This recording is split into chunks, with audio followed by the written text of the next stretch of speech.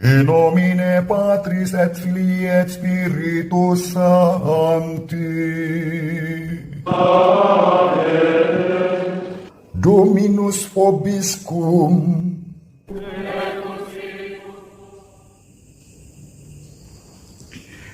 Sahabat peradaban kasih ekologis yang terkasih, selamat berjumpa dalam renungan harian bersama saya melalui channel ini.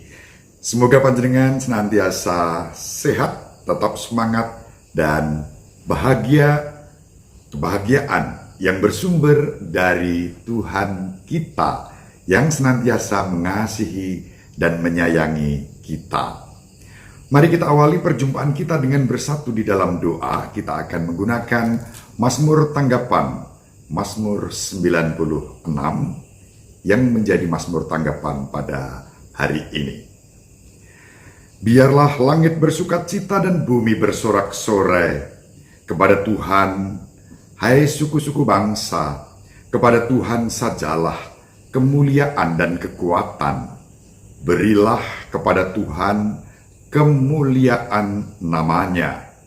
Bawalah persembahan dan masuklah ke pelatarannya. Sujudlah menyembah kepada Tuhan dengan berhiaskan kekudusan. Gemetarlah di hadapannya, hai segenap bumi. Katakanlah di antara bangsa-bangsa, Tuhan itu Raja. Dunia ditegakkannya tidak akan goyah. Ia akan mengadili bangsa-bangsa dalam kebenaran.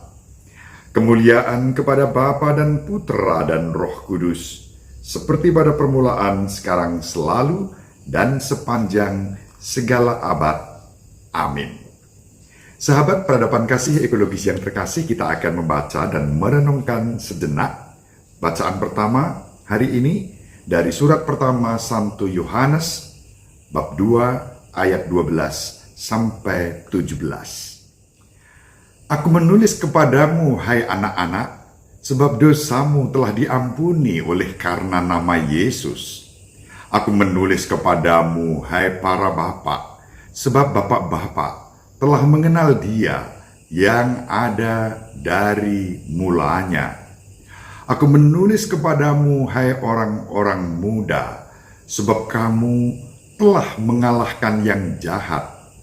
Aku menulis kepadamu, hai anak-anak, sebab kamu mengenal Bapa. Aku menulis kepadamu, hai para bapak, sebab bapak-bapak telah mengenal Dia yang ada dari mulanya.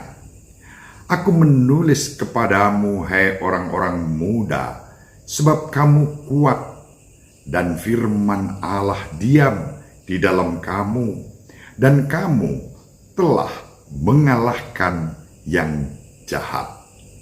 Janganlah kamu mengasihi dunia dan apa yang ada di dalamnya. Jikalau orang mengasihi dunia, maka kasih akan Bapa tidak ada di dalam orang itu. Sebab semua yang ada di dalam dunia, yaitu keinginan daging dan keinginan mata, serta keangkuhan hidup, bukanlah berasal dari Bapa, melainkan dari dunia. Dan dunia ini sedang melenyap bersama keinginannya. Tetapi orang yang melakukan kehendak Allah tetap hidup selama-lamanya. Demikianlah sabda Tuhan. Syukur kepada Allah. Sahabat peradaban kasih ekologis yang terkasih, surat Santo Yohanes pada hari ini mengingatkan kita dengan satu inti pokok pesan agar kita melakukan kehendak Allah Bapa kita. Dan orang yang melakukan kehendak Allah tetap hidup selama-lamanya. Apa artinya? Tidak berarti bahwa kalau kita melakukan kehendak Allah, lalu kita tidak akan mati secara jasmani. Kematian akan menimpa siapa saja, entah itu terjadi kapan saja. Tidak seorang pun mengetahuinya. Justru karena itu maka kita diajak untuk terus mengarahkan hati kita kepada Allah dengan melakukan kehendaknya sebaik mungkin, kendati kita ini rapuh, lemah, ringkih dan berdosa sebagai manusia. Namun kita semua telah ditebus oleh Kristus sebagaimana diwartakan di dalam bacaan hari ini. Santo Yohanes memberikan peneguhan kepada kita. Dosamu telah diampuni karena nama Yesus.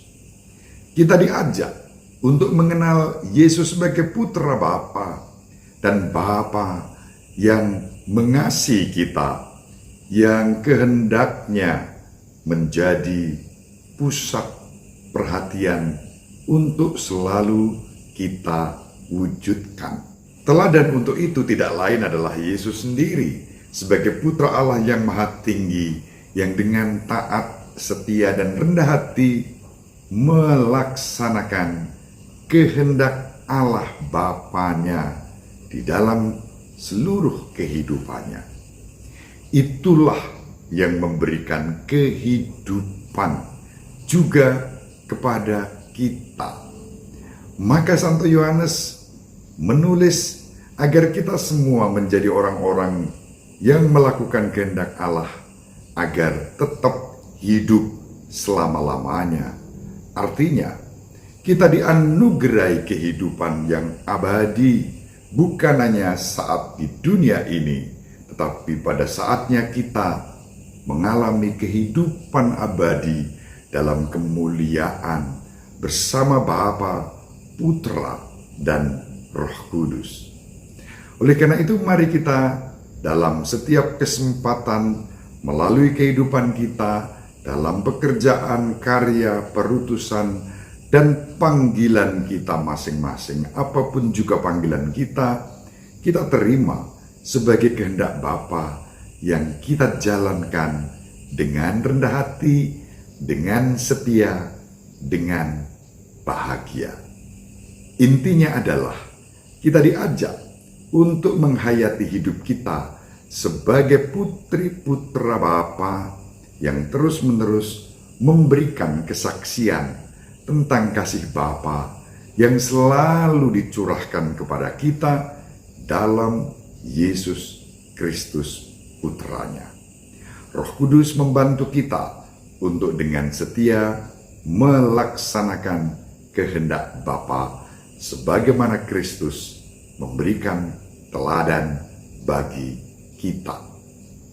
Mari kita saling mendoakan agar kita diberi rahmat, kemampuan untuk melaksanakan kehendak Bapa di dalam kehidupan kita. Ibu Maria selalu mendoakan kita, Bapak Yosef merestui kita dengan keheningannya.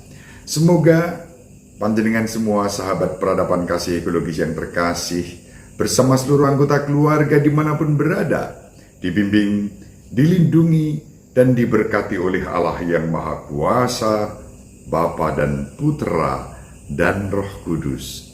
Amin.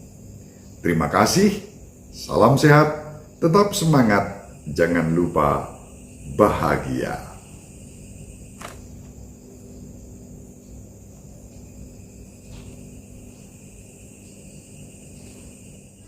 Sahabat peradaban kasih yang terkasih, sampai jumpa pada episode berikutnya. Terima kasih atas kebersamaan kita. Salam peradaban kasih ekologis, berkah dalam